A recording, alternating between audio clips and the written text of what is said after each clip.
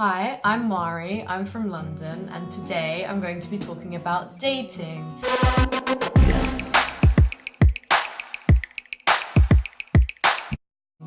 Now, in psychology, I learned that dating relies on proximity.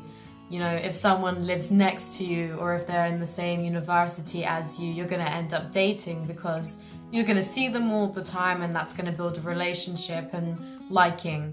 However, in today's society, thanks to technology and the amount of dating apps that we have, such as Tinder, Bumble, Grindr, Match.com, I mean, the list goes on and on. There's always a new one being made.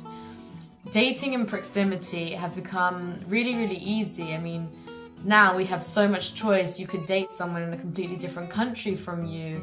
They have these bracelets that long-distance relationship couples can wear. And when you touch your bracelet, your partner, anywhere they are, their bracelet will light up and they can touch their bracelet back to send the message back to you.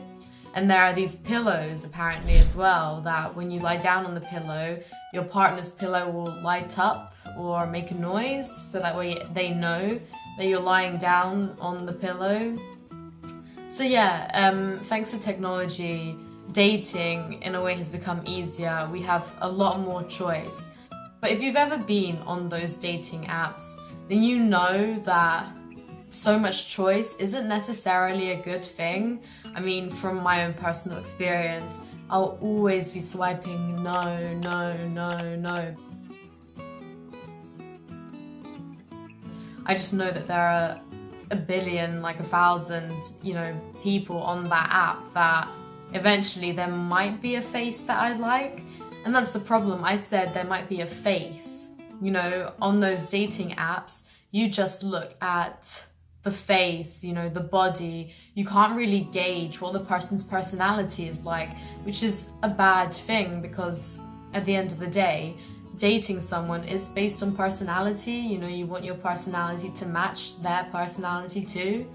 And then on top of that, how can you tell? There's this thing called catfishing, which I'm sure many people know about. I mean, the MTV show Catfish was very, very popular. And, from catfishing means it's usually a predator that makes a fake account and enters a person's social circle and fakes a relationship with them. And from the show, you see that those relationships can be quite emotional. I mean, the person always says, yeah, I'd really, really like to meet them. We've been talking for about a year and I think I'm in love. And the guy, I think his name is Nev, he's always like, so have you Skyped with each other then? And the victim, the poor victim is always like, no, every time I try to Skype with them, they say that the lighting's bad or that their Skype isn't working, which, come on, it's, 2018 or so, how can Skype not work?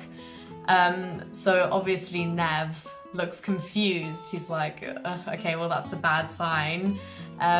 So they take the person, they fly out to where their potential relationship lives, and they find out some details, and it always ends with one of those like little things, like they find out that that person isn't who they say they are.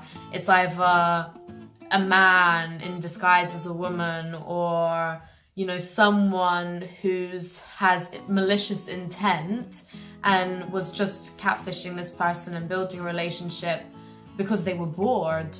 But then sometimes it's also people who are very insecure about how they look and they want to find love too, but they're not sure how to do that in their own body. So they'll catfish.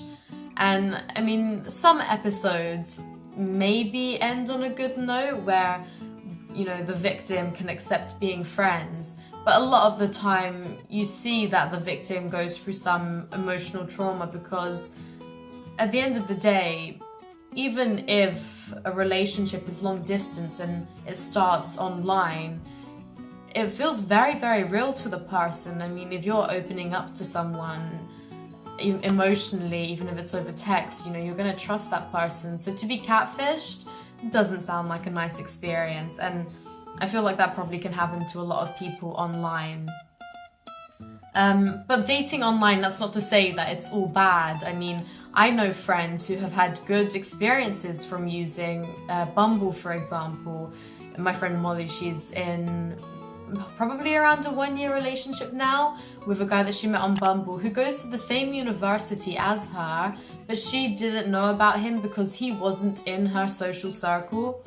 So what those apps do is they just broaden your social circle in a way. But the thing is, Molly and this boy, they have very similar personalities, which is why they clicked so well. Because at the end of the day, dating isn't just about how you look, it's also about personality. However, it's so hard to not instantly think about what a person looks like when you date, and I think that's a lot to do with celebrities in dating. I mean, as a society, we are quite obsessed with celebrities in dating all over the news. You know, it's like, oh, Kim Kardashian's wedding, or, you know, who is Rita Ora dating now, or, you know, will Rihanna be dating again, or why did Rihanna and Drake split up, you know. And then on top of that, in England, we have quite a few shows based around celebrity dating.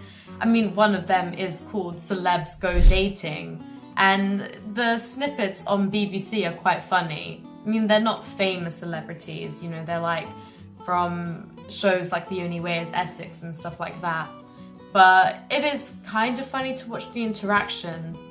But a lot of the time, when you think the date goes well between those two celebrities and you think, oh, that's really cute, those celebrities are gonna get together and they'll become more famous. After a few weeks or months on the news, you'll then see, you know, these two celebrities have split up. And that raises the question, did they really like each other, or was there some hidden agenda to, you know, become more famous, become more centered in the spotlight?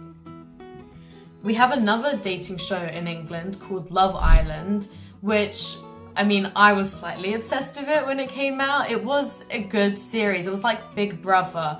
You know, they put a bunch of people in this villa and they have to get to know each other and make a relationship, and the best couple will win. But throughout the time, some people are taken out of the villa, new people are put into the villa, and it's like it's weird to watch. It's like a weird psychological experiment on relationships and people, because they enter relationships really, really quickly. You know, like they'll meet each other and they'll be like, oh yeah, he's really, really fit, you know, I really, really like him. And then after like 2 days, they start being very, very intimate and serious with one another. And then the villa will introduce a new person, for example, like a really, really fit guy, and the girl, all of a sudden she's like, oh no, I changed my mind, I really like this boy instead.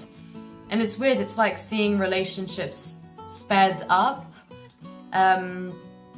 Anyway, usually by the end, there are 3 couples and the public has to vote which couple they think is the best couple.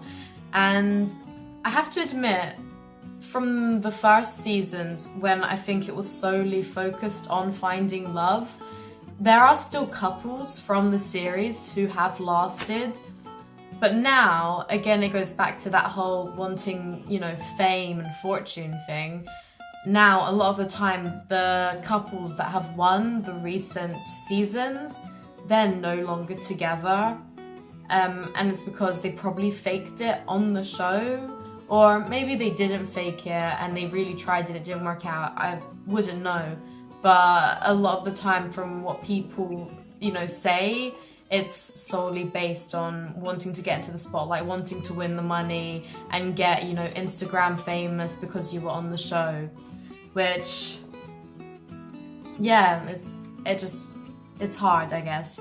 It makes dating hard. And I don't know, like, I don't want to, are there rules to dating? You know, like, you hear rules like, oh, you have to have 4 dates with a person and then you can have sex, or the guy has to pay for the meal, you know, it's bad that the girl pays for the meal.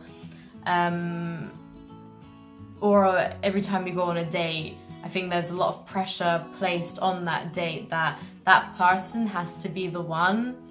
And due to that pressure and those like made up rules, it can again make dating very, very hard. At the end of the day, dating in its most simple terms should just be two people meeting each other, finding out if they connect with each other well, and then maybe meeting each other again and just seeing where it goes from there. But I think with how difficult dating is, we do place a lot of pressure on meeting that person, you know? In your head, you're like, oh, is this gonna work out? You know, are we gonna have lots of fun? Are we gonna end up being boyfriend and girlfriend after this? You know, it's hard. I recently read an article saying that certain people will block certain ethnic groups on different apps. And again, it's because you're not, you know, hearing the person or listening to personality. Instantly you see the person's ethnic group or something like that, and the stereotype kicks in of what you think about that ethnic group. So you're gonna swipe no because of that stereotype or those thoughts. You think they're not worthy of your love. And again, it just goes back to the whole thing that like nowadays dating is based on, you know, looks, body, apps. Anyway, this was an interesting topic to cover. If you have any more topics that you'd like me to talk about in English that would like help you with your studies or further your, you know, English language speaking, then mention them down in the comments below. I'd be happy to talk about them. Probably if you have anything else that you'd like to mention about dating and your own experiences with dating perhaps. And I mean, I've talked about what dating is like in the UK from, you know, friends that I know and articles that I've read on dating, but maybe in Ukraine it's a completely different experience. I wouldn't really know. But yeah, mention them down in the comments below, and I hope you enjoyed this video.